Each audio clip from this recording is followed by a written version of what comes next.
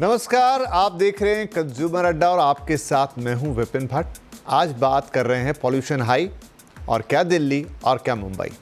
इस वक्त एक खबर इंटरनेट और सोशल मीडिया पर खूब सुर्खियां बटोर रही है। वो ये कि ज़ीरोधा के फाउंडर निखिल कामत के पॉडकास्ट से ब्रायन जॉनसन बीच में उठकर चले गए।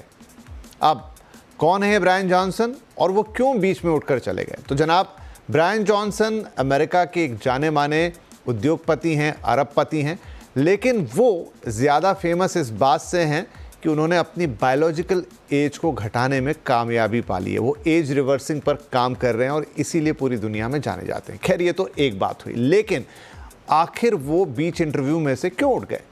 इसलिए क्योंककि मुंबई के बांद्रा इलाके के जिस कमरे में ये इंटरव्यू चल रहा था, उस कमरे का एयर क्वालिटी इंडेक्स यानी AQI 130 था और जॉनसन को उसमें तकलीफ हो गई।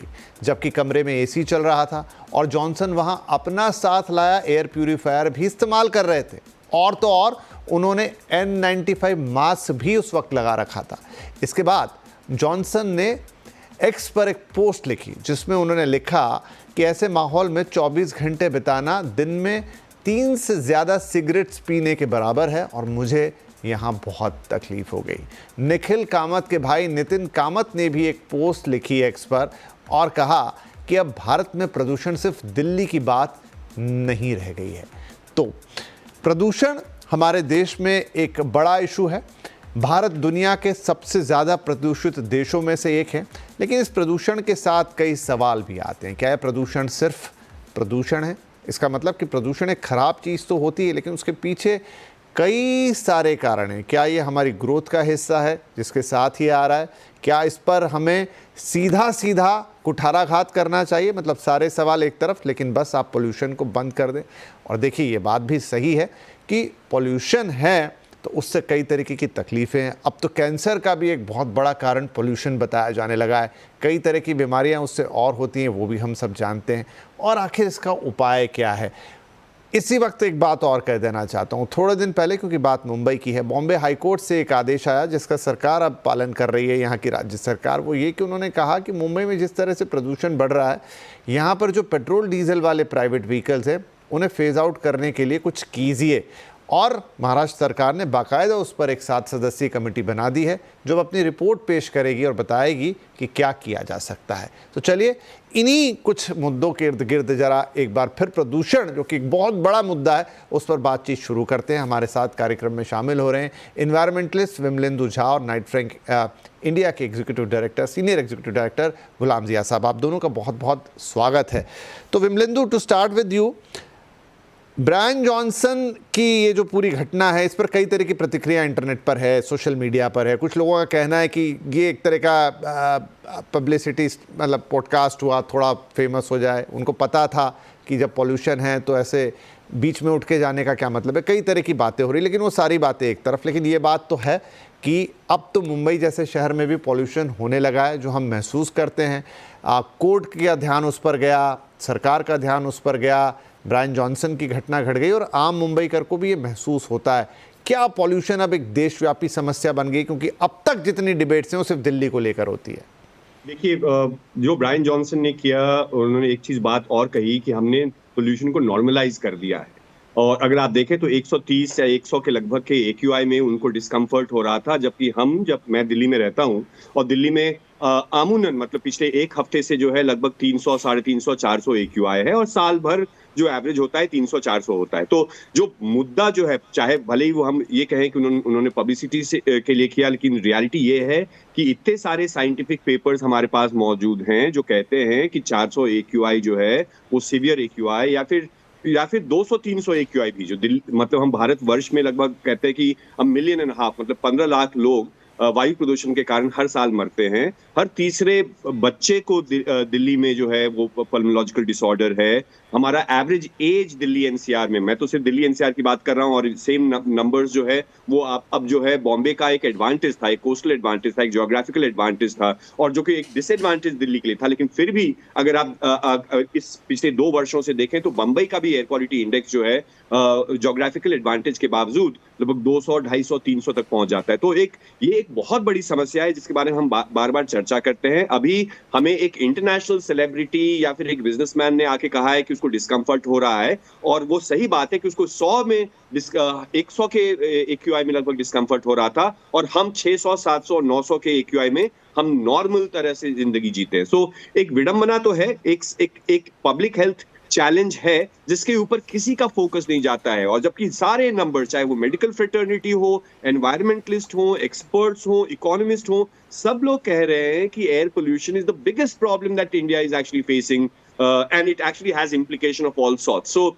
जब ये सारे, आपको भी पता है कि हम लोग सब लोग पूरे के पूरे विंटर में खांसते हैं, तो खांसने की कोई वजह तो होगी। अगर आईसीयूज में बेड्स रन आउट हो जाते हैं दिवाली के बाद और विंटर के एक्सट्रीम मंथ्स में, तो ये सिर्फ एक फियर मॉन्गरिंग नहीं है जिसको हम कहेंगे कि ये फियर मॉन्गरिंग है, ये एलिटिज्म है। ये एलिटिज्म और फियर मॉन्गरिंग की बात नहीं है, ये असल में रियलिटी है जिसमें जो सबको इफेक्ट करता है और गरीबों को ज्यादा इफेक्ट करता है। और एक ये मतलब हमारा पुश लार्जली इंफ्रास्ट्रक्चर डेवलपमेंट पे है, लेकिन विकास की परिभाषा जो है उसमें हमने सिर्फ एक इकोनॉमिक पैरामीटर्स और इंडिकेटर्स और डिनोमिनेटर्स को रखा है, ना कि life expectancy, wellbeing and happiness and public health. वो सारे इंडिकेटर्स जब तक एक देश के निर्धारित नहीं करेंगे हमारे जीवन को, क्योंकि स्टैंडर्ड ऑफ लिविंग तो इम्प्रूव हो रहा है, लेकिन अगर क्वालिटी ऑफ लाइफ, अगर मेरे बच्चे को बहुत बड़ा खिलौना दूं या एक अच्छा सा लंग दूं, इन दोनों में चॉइस होना ही नहीं चाहिए। Lung is more important, a healthy life is more important then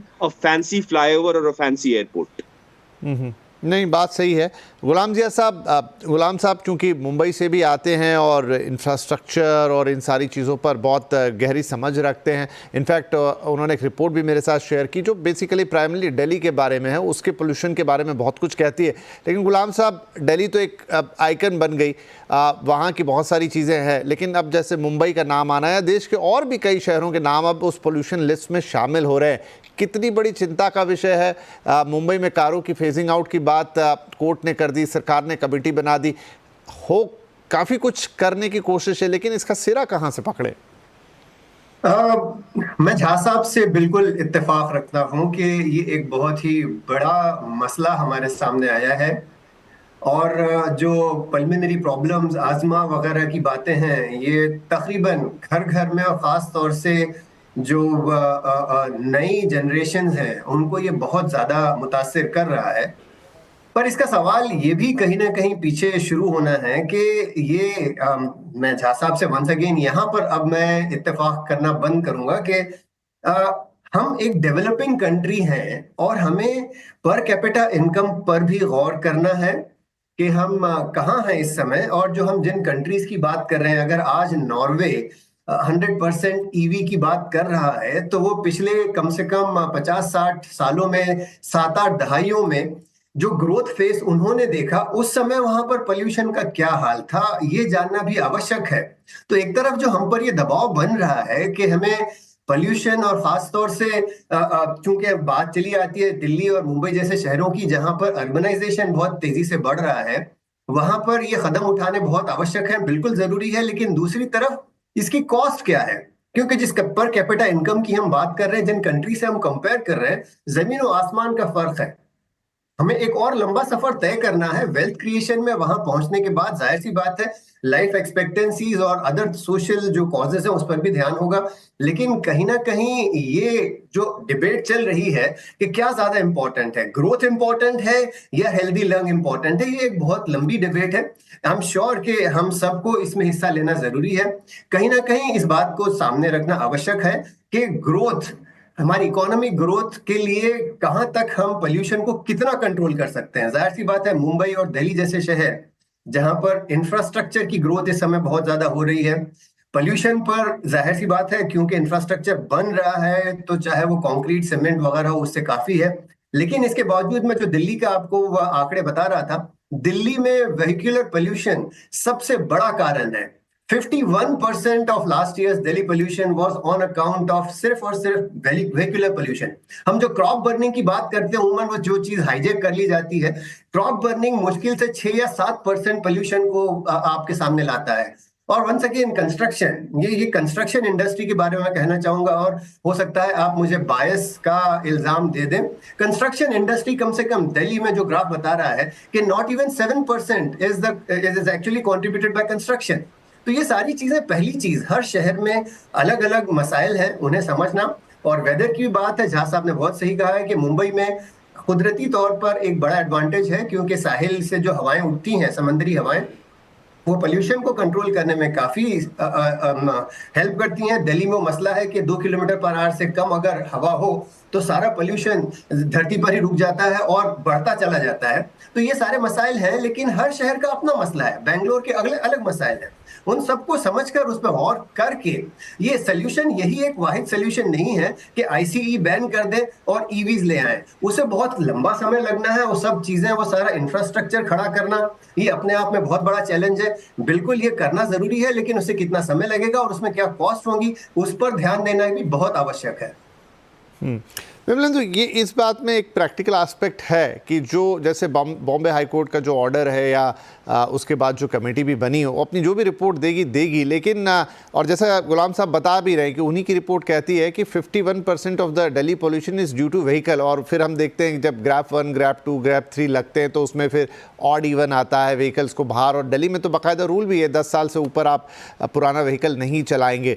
लेकिन ये सब जो चीज़ें हैं ये लॉन्ग टर्म की चीज़ें हैं। फॉर एग्जाम्पल मुंबई की बात करूं तो अगर आप वो व्हीकल्स आप फेज आउट करना शुरू भी करेंगे तो 10-15 साल आपको लग जाएंगे, क्योंकि आप किसी से ये नहीं कह सकते कि आज आपने जो गाड़ी खरीदी है इसको आप कल से इस्तेमाल नहीं करेंगे। तो ऐसे में वो एक बहुत लॉन्ग टर्म सोल्यूशन हुआ, डेफिनेटली उसकी तरफ भी बढ़ना चाहिए। इमीडिएटली आप क्या करेंगे? देखिए, दो चीजें। सबसे पहले तो मैं गुलाम साहब ने जो कहा कि ये राइट टू सर्वाइव, हमें मतलब इन द सेंस हमें भी ग्रो करना है, हमें भी, हम डेवलपिंग इकोनॉमी है और इसलिए फिर ग्रोथ होना बहुत जरूरी है। किस तरह का ग्रोथ होना जरूरी है वो बहुत इंपॉर्टेंट है, क्योंकि असल में ये जो सवाल था उसका कोई कॉम्प्लिकेटेड जवाब नहीं है। मैं पूछूं आपसे या आप मुझसे अगर पूछे कि एक शुद्ध लंग मेरे बच्चे को चाहिए या बहुत फैंसी सा स्कूल, तो मेरे लिए तो सिंपल जवाब है कि मेरे बच्चे को ज्यादा जिंदगी चाहिए, ज्यादा अच्छा लंग चाहिए। ग्रोथ आप अपने पास रखें प्लीज, आपको मुबारक हो। अगर आप देखें ग्रोथ के स्टोरीज और ग्रोथ के जो अगर for example Beijing was also very very developed, Beijing was also very very polluted. तो असल में इश्यू या ग्रोथ का नहीं है, इश्यू यहाँ पे सस्टेनेबल ग्रोथ का है और गवर्नेंस का चैलेंज है। जो अभी गुलाम साहब भी कह रहे थे कि 51% पोल्यूशन जो दिल्ली आसपास में है, सो लार्ज जो व्हीकुलर पोल्यूशन के कारण है, तो वो क्या कारण है? क्योंकि पब्लिक ट्रांसपोर्ट जो है वो चरमराई हुई है। लार्जली व्हेन वी से कि 50% व्हीकुलर पोल्यूशन के कारण समस्या है दिल्ली में, वो प्राइवेट व्हीकल्स के कारण है। तो अगर हम गवर्नेंस रिलेटेड सोल्यूशन लाएं और लॉन्ग टर्म सोल्यूशन लाएं, क्योंकि रातों रात ये समस्या का निदान नहीं निकलने वाला है और हमें ग्रो करना है, बट ग्रो रिस्पॉन्सिबली भी तो कर सकते हैं। हमें रूल्स को वायलेट क्यों करना है? बिकॉज लॉट ऑफ जो हम कंस्ट्रक्शन डिमोलिशन जो रूल्स हैं उसको हम नहीं फॉलो करते हैं, इसीलिए तो डस्ट पार्टिकल्स PM10 इंक्रीज होता है। हमने पब्लिक ट्रांसपोर्ट पे इन्वेस्ट नहीं किया है सही तरीके से, जिसके कारण जो है affordable, last mile and safe transport नहीं अवेलेबल है, इसलिए लोग 2 व्हीलर्स या फिर 4 व्हीलर्स खरीदते हैं। सिमिलरली ट्री कटिंग, अगर मतलब आप देखिए दिल्ली बंबई शहर के अंदर हमने आरे फॉरेस्ट को रातों रात काट दिया, ये सोच के कि it's very very important for growth. But अगर आप सांस नहीं ले पा रहे हैं, लेकिन आपको एक मेट्रो का शेड बनाने के लिए एक one of the oldest forest और प्लांट मतलब ग्रीन एरियाज को you are ready to compromise. So ये किस तरह का विकास है? This is not romantic idea. मैं अगर हमको गुलाम साहब ने मुझे कहा था, it's not actually romantic.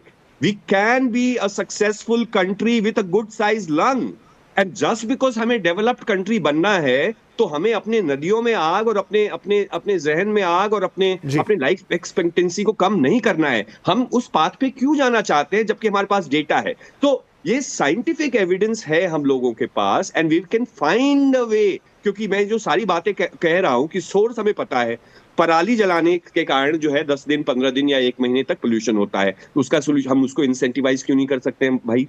Similarly हम पब्लिक ट्रांसपोर्ट पे इन्वेस्ट क्यों नहीं करते हैं rather than investing on many other things? Similarly हम कोल थर्मल पावर प्लांट जो हमारा कमिटमेंट है 2075 में तक हमें जीरो करने का, नेट जीरो जो बनना है हमें, तो we will have to look at sustainable solutions and, और तभी विकास की परिभाषा बहुत जल्द, विकसित देशों की भी परिभाषा बदलती जा रही है, और हमें देखना पड़ेगा कि एक विकसित देश में स्वस्थ नागरिक जिए, स्वस्थ बच्चे जिए, तभी वो देश विकास हो। Just by GDP numbers and number of billionaires, आपके देश में कितने बिलियनर्स हैं, उससे आप देश को नहीं आंक सकते हैं सिर्फ। ठीक है, ये कि जैसा गुलाम साहब भी कह रहे थे और आपने, एक लंबी बहस है जिसका शायद एक अंत उस तरीके से नहीं हो सकता, या एक उस तरह का कंक्लूजन नहीं हो सकता कि what western country did in past, तो क्या हम भी उसी तरीके से विकास की अवधारणा को खड़ा करें, या फिर कोई और तरीका अपनाएं? क्या कोई और तरीका है भी, या फिर आपको उसी रास्ते चलना होगा?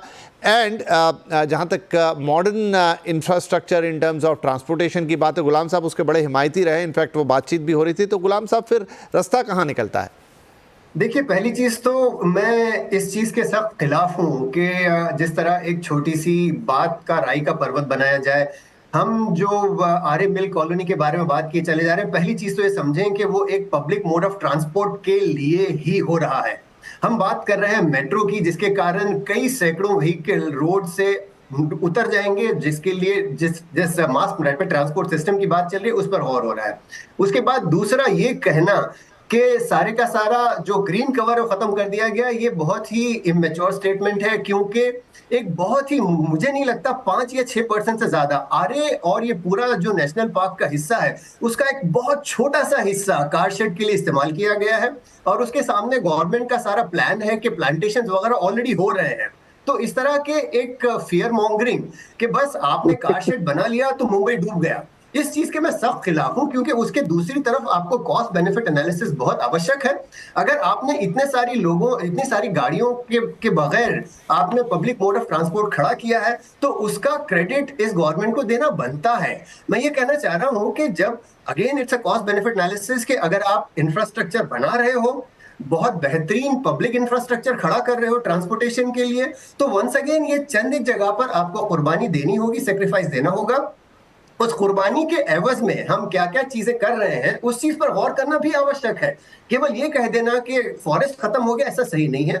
आज भी उसके सामने जो बेनिफिट्स हैं वो इतने ज्यादा हैं कि उनको सामने लाना भी आवश्यक है। तो ओवरऑल, जैसा चूंकि आपका सवाल था कि तरीका क्या है, बिल्कुल सही, और यहाँ पर मैं झा साहब से मुत्तफिक हूँ कि जो लास्ट माइल प्रॉब्लम है उसको अभी तक हम सॉल्व नहीं कर पाए हैं।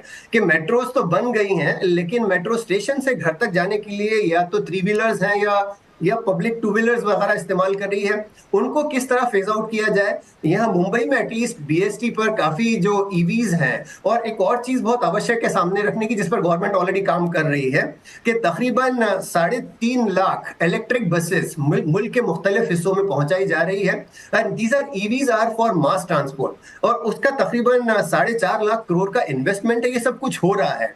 तो केवल ये समझ लेना कि डूम्सडे प्रोफेसीज तो कहना आसान है, लेकिन उसके सामने जो बहुत सारे कदम उठाए जा रहे हैं, इक़दाम उठाए जा रहे हैं, उनको इग्नोर करके केवल प्रॉब्लम सामने लाना मुझे नहीं लगता बहुत अच्छी परिस्थिति सामने ला रहा है। राइट, एक इंटरेस्टिंग बहस है जो यहाँ पर चल रही है, क्योंकि समय की दिक्कत होती है, मतलब हमारे लिए एक बाउंडेशन होती, नहीं तो मैं ब्रेक ही नहीं लेता। एक छोटा ब्रेक ले लेता हूँ। ब्रेक के बाद जो विमलेंदु कह रहे हैं लगता वो भी सही है, जो गुलाम साहब कह रहे हैं लगता वो भी सही है। हमें ग्रोथ भी चाहिए, हमें क्लीन लंग्स भी चाहिए।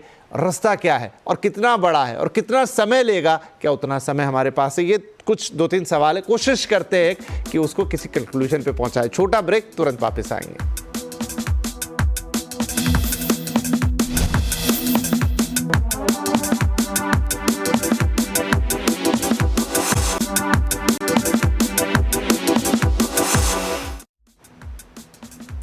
Welcome back. आज बड़ी इंटरेस्टिंग चर्चा यहाँ पर हो रही है। पोल्यूशन हाई, क्या दिल्ली, क्या मुंबई? मसला कुछ ऐसा रहा कि ब्रायन जॉनसन साहब, जो कि दुनिया के जाने माने टेक एंटरप्रेन्योर हैं, लेकिन ज़्यादा फेमस है अपनी उम्र को घटाने के लिए जो कुछ कर रहे हैं वो, जिसमें उतनी कामयाबी पाई है। निखिल कामत साहब जो ज़ीरोधा के फाउंडर हैं और बड़े इंटरेस्टिंग पॉडकास्ट करते हैं, ये वो तस्वीरें उठ के चले गए बीच में से और बोले कि यहाँ इस कमरे का AQI जो है वो 130 के ऊपर है और मुझे तकलीफ़ हो गई। देखिए, मास्क भी लगा रखा था उन्होंने, वहाँ एक एयर प्यूरीफायर भी चल रहा था, कमरा AC था, शहर भी मुंबई था, लेकिन फिर भी बात आई। और जो एक ग्रैंड डिबेट है पोल्यूशन की, वो एक बार फिर जिंदा हो गई। अक्सर हम उस पर बात करते हैं लेकिन थोड़ी दिल्ली सेंट्रिक होती है। खैर, विमलेंदु और गुलाम साहब ने आज बहुत ही इंटरेस्टिंग पर्सपेक्टिव इसमें रखे हैं। दोनों के अपने अपने मत हैं और दोनों ही मत हमें सही लगते हैं, और दोनों ही मत अगर सही हैं तो फिर किस मत के साथ आप जाएं। तो विमलेंदु, देखिए, बात आपकी सही है कि भाई मुझे अगर आप एक में से चुनने को कहेंगे तो मैं एक चुन लूँगा, वो बिल्कुल सही लगता है। लेकिन मैं विकास को भी कैसे नज़रअंदाज कर दूं? Sustainable growth is a right thing, लेकिन उस सस्टेनेबिलिटी का एक रोड मैप आपको चाहिए। क्या वो उतना परफेक्ट हो सकता है, ये एक सवाल। और हाँ, क्लीन एयर तो एनी डे चाहिए ही चाहिए। तो सबसे पहले तो मैं नहीं कह रहा हूँ कि मेट्रो का शेड नहीं बनना चाहिए गुलाम साहब, मैं ये कह रहा हूँ कि उसके लिए कोई उस साइंस के लिए मेट्रो शेड्स के साइंस के लिए हजारों पेड़ काटने की आवश्यकता नहीं है। You can build around a tree rather than over a tree, ये समझना बहुत आवश्यक है। और ये कहना कि आरए का कोई कंट्रीब्यूशन और पेड़ का कोई कंट्रीब्यूशन नहीं होता है और विकास बहुत आवश्यक है, ये भी थोड़ा सा मिसप्लेस्ड है। आज मैं व्यक्तिगत टिप्पणी नहीं करना चाहता हूं, लेकिन जिस तरह से आपने सरकार के कामों को इतने फर्मली दिखाया है, अगर सरकार काम कर रही होती तो हम और आप ऐसी हवा नहीं ले रहे होते। तो सबसे पहले जितना अमाउंट ऑफ क्रेडिट जो आप देते हैं सरकार को, थोड़ा सा उसमें कंजूसी करें तो शायद अच्छा होगा। शायद ऐसी समस्याएं जो हम झेल रहे हैं वो इसी कारण से, क्योंकि the biggest polluter is the governance, is the government. जो सारी समस्या हम बात करें तो, और किसी को, मैंने भी कपड़े पहने हैं, मुझे भी रोशनी चाहिए और मेरे पास भी गाड़ी है, तो हम उसके अगेंस्ट, हम एक सर्टेन लाइफस्टाइल के अगेंस्ट नहीं है, लेकिन हम कह रहे हैं कि उसके लिए आपको पेड़ों को काटने की आवश्यकता क्यों है। आप जैसे हम बाकी देशों से, तो अच्छी चीजें भी तो हम सीख सकते हैं ना। हमें जरूरी थोड़ी है कि हम अपने लंग को काला करें ताकि हम ऊंची बिल्डिंग बना पाए। अगर रूल्स फॉलो नहीं कर रहे हैं तो सरकार कहाँ है? तो सरकार के लिए जो आप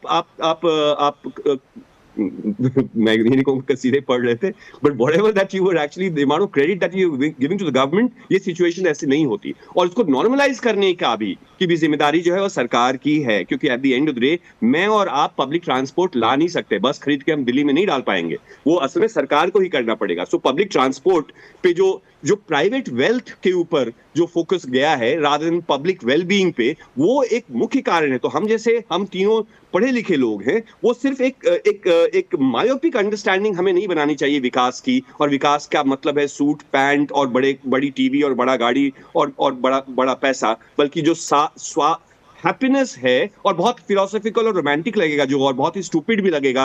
और जैसा कि आपने मुझे ऑलमोस्ट एक लेफ्ट विंग का एक झंडाधारी बना दिया था अभी थोड़ी देर पहले। So largely we will have to look at that. It's important at the end of the day what is going to stay, जो रहेगा हमारे पास वो बैंक बैलेंस नहीं है, वो आपका।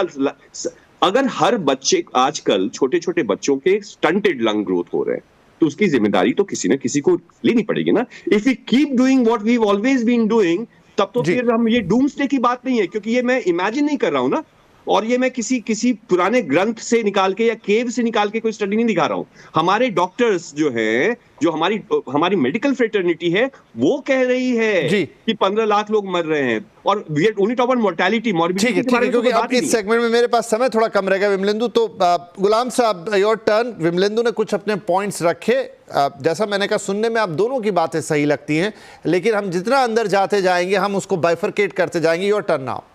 हाँ बिल्कुल, मैं काफी हद तक जो पोल्यूशन का मुद्दा है उस पे मैं झा साहब से सहमत हूँ, लेकिन बैलेंस करना बहुत आवश्यक है कि ग्रोथ या इकोनॉमी को आगे कैसे बढ़ाएं। वंस अगेन, मैं ये नहीं कह रहा कि डिबेट ये है कि एक हेल्दी लंग हो या आप लंबी उम्र जिए। ग्रोथ के मामले में तो मुझे लगता है कि आप अफ्रीकन कंट्रीज चले जाएं, सबसे हेल्दी एनवायरनमेंट है, लेकिन ग्रोथ नहीं है। पता नहीं अगले कितने साल तक आपको दुनिया भर की खाना जंगी और सारी दुश्वारियों से गुजरना होगा। लेकिन ये है कि अगर हम ग्रोथ कर रहे हैं तो उसका कुछ ना कुछ कॉस्ट है, उसको कैसे बैलेंस किया जाए। जाहिर सी बात है, रूल्स एंड रेगुलेशंस हैं, और मैं ये नहीं कह रहा हूं कि हम जंगल राज में जी रहे हैं। ये बिल्कुल सही बात है कि अगर कोई इंफ्रास्ट्रक्चर एक्टिविटी हो रही है तो बिल्कुल जो कायदे कानून है उनके तहत ही होगी, और जाहिर सी बात है वो हो रहा है, और उसके कारण काफी समय भी लग रहा है। अगर हम आप देखें, जो इंफ्रास्ट्रक्चर के प्रोजेक्ट शायद बाकी दुनिया में 2 साल 3 साल में बन जाते हैं, हमारे यहाँ 6-7 साल लग जाते हैं, क्योंकि एनवायरनमेंट पर काफी फोकस है। तो ये समझ लेना कि हम बिल्कुल रेकलेसली ट्री कटिंग या एनवायरनमेंट किलिंग में घुसे हुए, मुझे उससे सहमति नहीं है। ना तो मैं किसी गवर्नमेंट के कसीदे गा रहा हूँ, बस केवल इतना कहना है कि कहीं ना कहीं हमें वो बैलेंस करना है कि ग्रोथ हो, और ग्रोथ के साथ अगर मुंबई की बात करें, और ये चीज दिल्ली में ऑलरेडी हो चुकी है, जिस प्रकार इंफ्रास्ट्रक्चर, मेट्रोज वगैरह, बड़े बड़े बेहतरीन रोड्स तैयार हो रहे हैं, ये सारा काम अगर दिल्ली में हो चुका है, मुंबई में अब शुरू हो रहा है। रीजनल ट्रांसपोर्ट सिस्टम जो दिल्ली में आज मेरठ से सीपी को कनेक्ट करता हुआ तैयार हो गया, अगला अलवर और तीसरा सोनीपत बन रहा है। ये बहुत ऐसे कदम हैं जो उस पोल्यूशन को कंट्रोल कर रहे हैं। तो इंफ्रास्ट्रक्चर पर ग्रोथ पर ध्यान रखते हुए इकोसिस्टम और पर्यावरण को भी बैलेंस करना ये जरूरी है, और मुझे लगता है हम उस पर काम कर रहे हैं। ऐसा नहीं है कि बहुत ही चिंताजनक बात मुझे आज भी नहीं लग रही। बस यही कहना चाहता हूं कि बैलेंसिंग दोनों तरफ और जरूर करें, सिर्फ एक तरफ को सामने ना रखें। ठीक है, देखिए मुझे लग रहा है कि ये डिबेट के लिए आधा घंटा कम पड़ गया। एक बहुत अच्छी इंटरेस्टिंग बातचीत हम लोग कर रहे थे, लेकिन इंपॉर्टेंट है मैसेजिंग। ग्रोथ भी एक तरफ, दूसरी तरफ एक क्लीन एयर भी है। ज़ीरोदा जैसी घटना तो एक है, जो पॉडकास्ट वाली बात हुई, अमेरिका की भी एक पूरी हिस्ट्री है, तमाम चीज़ें, या वेस्टर्न कंट्रीज़ भी, जो बहुत कुछ हमने वहाँ पे होते हुए देखा। लेकिन आज के वक्त में सबसे इम्पॉर्टेंट क्या है और हम उसे कैसे अचीव करेंगे, और sustainability is a good word, कैसे उसको लेकर आएंगे, ग्रोथ को सस्टेनेबल कैसे बनाएंगे, क्लीन एयर, क्लीन लंग्स की बात कैसे करेंगे। सरकार का जो एक पॉइंट आया, वहाँ पर कितने इनिशिएटिव ज़रूरी हैं, किस तरीके के इनिशिएटिव ज़रूरी हैं, at the end of the day we as an individual उनके लिए क्या ज़रूरी है, वो अपने दृष्टिकोण को कैसे देखें और क्या कंट्रीब्यूट करें, कुछ सवाल रहेंगे। बहुत बहुत धन्यवाद फिलहाल आप दोनों का, लेकिन अगली बार आप दोनों के साथ ही बैठेंगे, समय थोड़ा ज़्यादा रखेंगे, इस डिबेट को और आगे लेके जाएंगे। फिलहाल के लिए बहुत बहुत शुक्रिया, नमस्कार।